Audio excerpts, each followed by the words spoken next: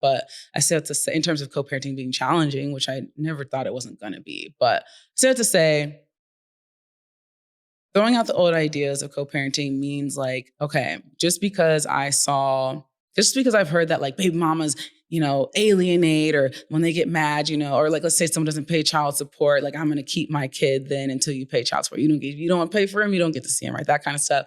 Like I decided I didn't want that. I didn't want that for our child, and I didn't want that for me. Even if I felt justified in that, that's still a lot of toxicity. And that doesn't actually do anything great for my child, and it doesn't do anything great for me. So I was like, how do I want to feel when I'm co-parenting?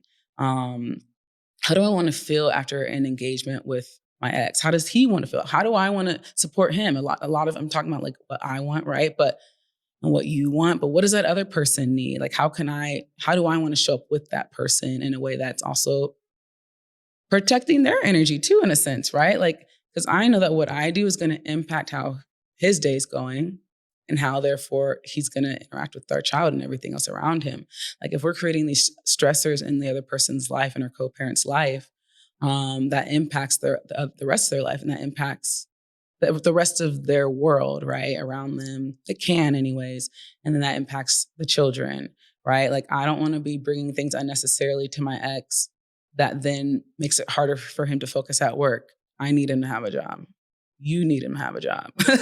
Like you need them to be able to show up as their best self.